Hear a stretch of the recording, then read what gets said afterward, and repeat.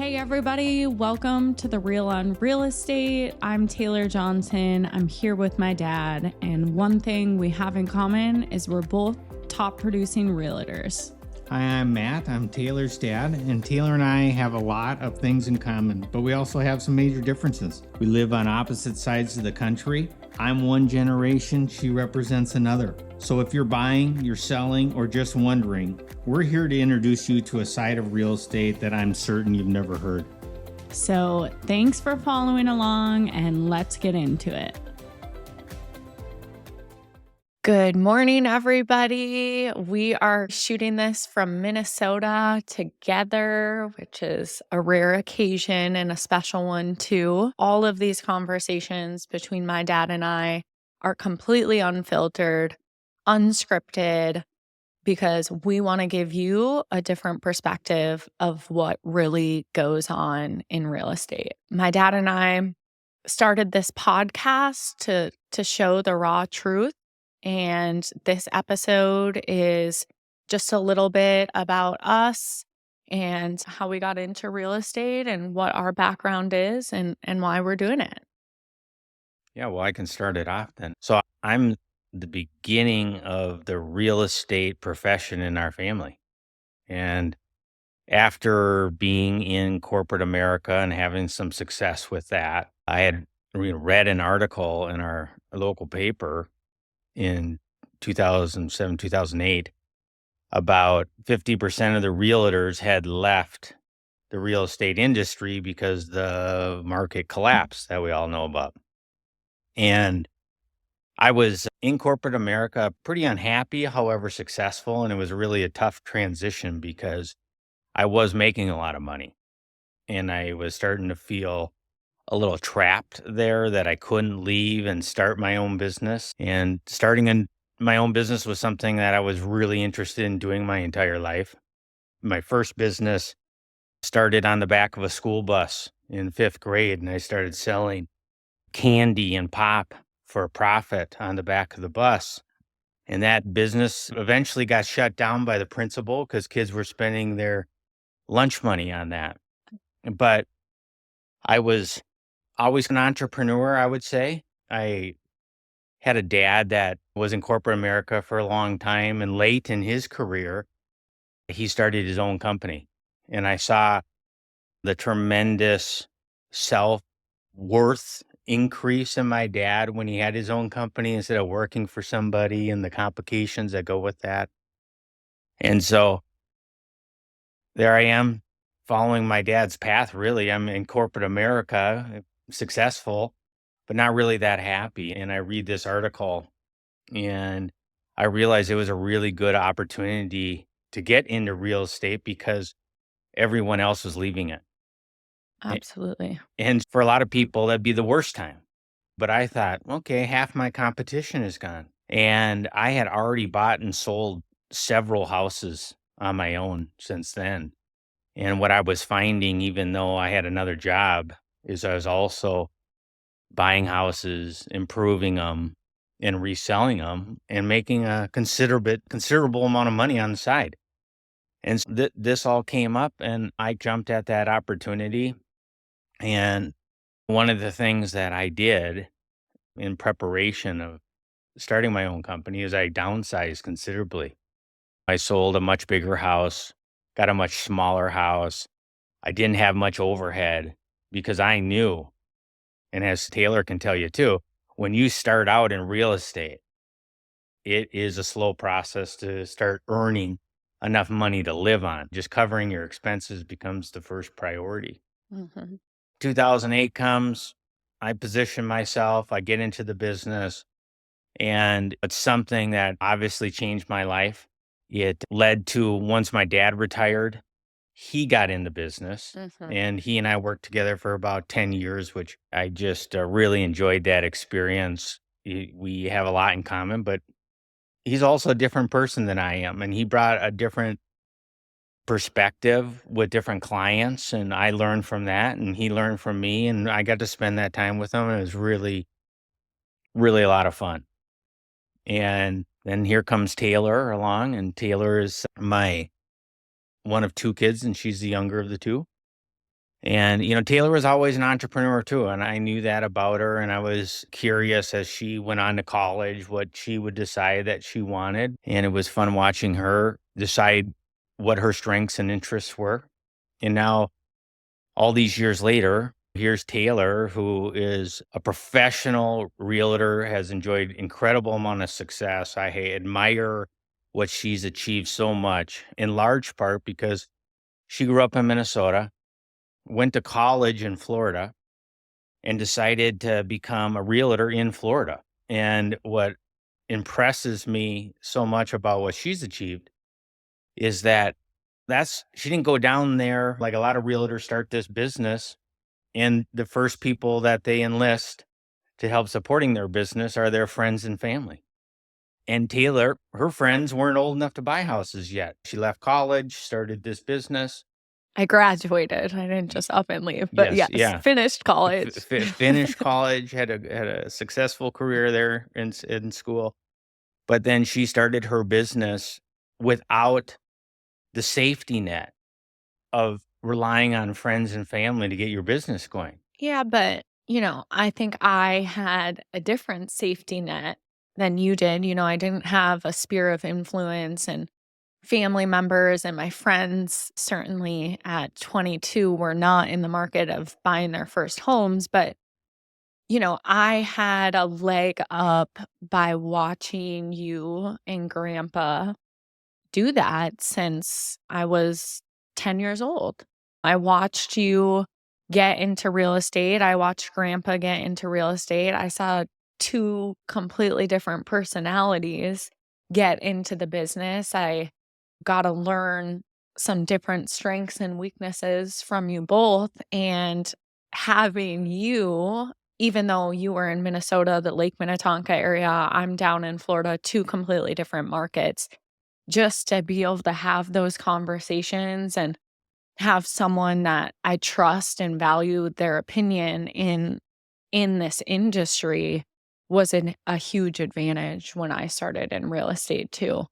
And my experience was interesting because when I was going to college, I almost thought I wanted to do the corporate world because I saw your experience in real estate. And real estate can be flexible and it is your own business. So you quote unquote get to make your own hours and have the flexibility, but the ins and outs don't always work like that. It can be a really high stress job. Things come up at terrible times, at inconvenient times when we're traveling, when we're at sports games, at midnight, at 6 in the morning. And I watched your experience and almost thought maybe it would just be nice to have a 9 to 5. But then I graduated during COVID, which was a super weird time. And that month after graduation, I thought this would be a really good time before starting my corporate position just to get my real estate license, just to have it. Not going to be a realtor. I'm sure I'll be involved in real estate. But within the first week or so of even doing the course, I just knew I didn't need to look anywhere else and that I wanted to give it a go. And, as a kid, like you said, I watched you as a realtor, but I also watched you as an investor. We moved a lot as a kid because you bought houses, we would renovate them, improve them. And when a good time came to either sell or rent to make an income off of, that's what we did. So not only was I a daughter of a realtor, I was also a daughter of an investor, which gave me a really good perspective. And we've talked about too, I know grandpa, you got to see grandpa make money in real estate, right? Like he had his corporate job, but he bought and sold properties and made some extra income through that. But one thing we talked about was grandpa didn't really talk to you about what was going on behind the scenes, right? Like how that process worked, how much money was being made, what his plan was. But for me, you let me and my brother Drew in on that. As kids, we kinda knew what was going on. So can you talk a little bit Yeah, I about think that? yeah, so for people that are unfamiliar with, the Minnesota market and specifically the Lake Minnetonka market where I live, it's a, 20-minute western suburb from downtown Minneapolis. Minneapolis, and the anchor of that community is this enormous chain of lakes. And because of its proximity to downtown, with kind of like the traditional work, you went downtown to work, which, that we're seeing that change, of course, but is that it created this community in and around the lake. And my dad was a South Minneapolis kid, grew up in a few different houses in the Minneapolis market, all small, a lot of kids in the family, very hardworking, a grandpa, very hardworking guy, but they didn't have a lot. But what they did have is some experience getting out to Lake Minnetonka through some neighbors of theirs to experience that. And then my dad, when he was a kid, he said, I like this for myself, which was a really significant aspiration because Lake Minnetonka is the most expensive market in Minnesota. And where it's located, you don't have to have a cabin when you live at it. And so you have this huge chain of lakes has got restaurants on it, entertainment on it. And we're talking multi-million dollar houses, this Yes. market. Yeah. So, I mean, you see for the Minnesota markets, it's the most expensive real estate that there is. And that includes, upwards of 15 to $20 million in some examples. Those are the extremes. But the average lot on Lake Minnetonka is $1.5 million just for the dirt. And so, anyway, my dad aspired to do that, and the way that he got there is that he had a corporate job, worked really hard at it, but what he was very handy, and he taught me to be handy, and when I say that, I mean, he did additions to his own houses, he added garages to his houses, he renovated them, he made them better, and then he resold them. And eventually, they achieved enough cash to buy their first house on Lake Minnetonka, which we as kids saw the complete transformation of this house. And then we lived in there. And then my dad bought a house a couple, 5, 6 lots down. He tore that down and built a completely new one. And he's very involved, hands on guy on that. And so I got to see how my dad's used real estate as a financial wealth growing in and above his job. Mhm. And it also gave him the privilege of living and creating a home for us kids that was better than his growing up experience as far as opportunity and privilege and all those things. And we got to grow up on the lake. And then that got into my blood. And so my dad didn't sit me down and say, "Hey, Matt, here's my strategy. Here's something I'd like you to consider," when I was younger, but I observed it. And so when I got older and I started thinking about houses, I always saw houses as an investment and as a means to get to the one that you really want to end up at. And so my first house was really conservative, small house like everybody else. And I finished that basement. I made it more valuable. I sold it, bought another, and that just kept going until this point. Now I've owned dozens of homes, lived in dozens of homes at this point, and I never lost money. In all the ups and downs in the real estate market since I began this, I never lost money on a house because I made really good investments. And so I learned by doing all this before I became a realtor. Mhm. And so my dad instilled that into me. And then where I think I did a good job of taking it to the next level with my kids is just being a little bit more intentional And transparent. and very transparent about the costs to do improvements and Mhm. what my return on those improvements were so they could see it. And all this takes money. It all takes savings. And that's what I wanted you guys to see as young adults, using real estate as a way to enhance your net worth so that you could get the most independence financially as you could as soon as you could, so that you can spend more of your time doing what you want to do instead of what you have to do. Mhm. And real estate is a vehicle to help people's net worth. And that is maybe why we're doing this podcast, is that I've really enjoyed having Taylor as a fellow professional in this business. Yes, I've supported her. She's taken advantage of my experience. I'm glad she has. But Taylor's very independent too, and she listens to opinions, but at the end of the day, she takes responsibility and makes her own. And I've always liked that about you.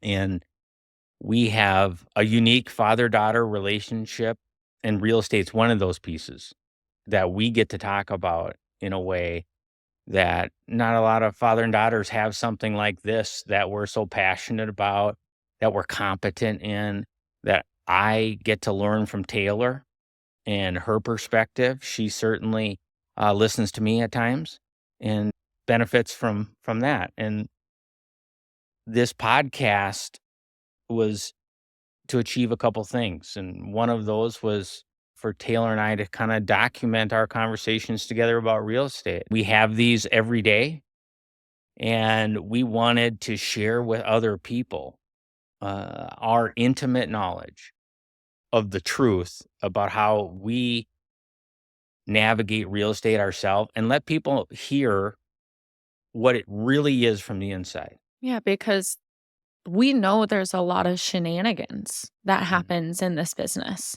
And real estate is not only important for realtors or investors, it is important for almost everybody. Most people, I mean, it's their biggest assets in their life. And I think you and I take that responsibility really seriously, despite how many transactions we might do. That responsibility of what it means to invest in real estate is a really big deal.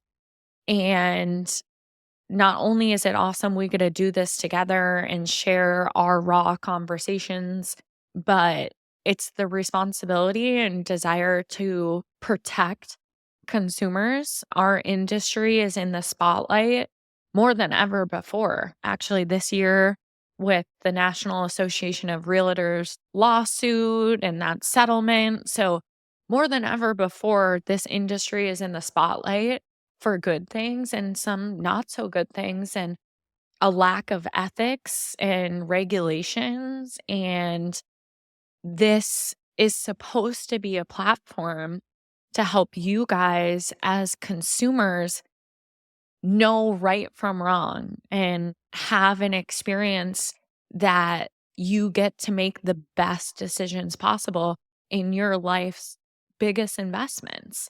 And so we're, kind of unveiling the curtain, and our commitment to you guys as listeners is to always be honest and tell the truth. We're not here to bullshit ya. This is going to be some stuff that maybe you've never heard before. Maybe it's not even pleasant to hear, but the one thing we can guarantee is that we'll be honest through all of it. And I think when you hear the truth, it just makes sense. And what I hope is that when people start hearing the truth, they're like, okay, now that makes sense, and puts them in a position to make better decisions to protect their biggest investment. Because this is a fascinating industry with the most diverse pool of capabilities of people that are licensed, keeping in mind, in 2 weeks, somebody's ready. You have 2 weeks of classes. For when I did it, at least you had to go in. Now you just do it online, and whammo, people are out there ready to help people with their biggest investment. So this is what we do needs to be taken serious. And if we do a really good job of helping people make really good decisions, then our ability to have a very successful career is pretty easy. But all that being said, we also get to see the other side of that where people aren't out to do what's best for people. They're looking to get paid. And we want to help people navigate the path between the right fit for them and somebody that isn't. The other piece that is important to me in all this, and I know it is to Taylor, is we're not going to do this scripted. And the reason for that is authenticity is something I talk about with my kids in particular a lot about, being really authentic to who you are. And part of that is even when you're doing this podcast, which this is my first experience doing it, honestly had no real interest in doing it either, except to have this experience with you, Taylor. But we have the information people need to make good decisions. And we can do that best by being honest, not having a script, giving information. And you'll see later that we brought a moderator in too, and Vaish, her name's Vaish, because we wanted her to be that perspective of she's never bought a house. Very smart, intelligent person, but doesn't have any experience in real estate. And by bringing her in, hopefully that introduces that other perspective, which is one that doesn't have any experience, and she can help guide these conversations to make sure that we don't move too fast or talk over people's head, but that she can rein us in, so to speak, so that we don't skip over important information. Yeah. And so we can, help this information resonate with as many people as possible because it's important. It's an important part of life, real estate. It is. So that's our introduction about who we are. As far as again, I'm in the Minnesota market. Taylor's in Florida. Northeast Florida specifically. Yep. Lake Minnetonka for me, we are both very successful by definition of our real estate business. And so we can speak from a position of experience. And hey, you'll have the benefit of hearing generationally 2 different perspectives too, because the market's changing too as a new generation of consumers comes through and how they handle that. And it's interesting to me and it requires me to learn, but it also concerns me about some of the processes that are taking place for new consumers and what they're comfortable doing and how they're going about purchasing houses. And more to come on that, obviously. But I think that's what the value we bring is some good diversity in thought and experience. Yeah, and I'm excited. Our next episode, how we're going to get into it, is some realtor red flags because one of the most important things with your real estate journey is aligning with a good realtor. So we're going to get into that. And we're just so excited to do this. And we want to thank you guys for being a part of this experience, which is new for both me and my dad.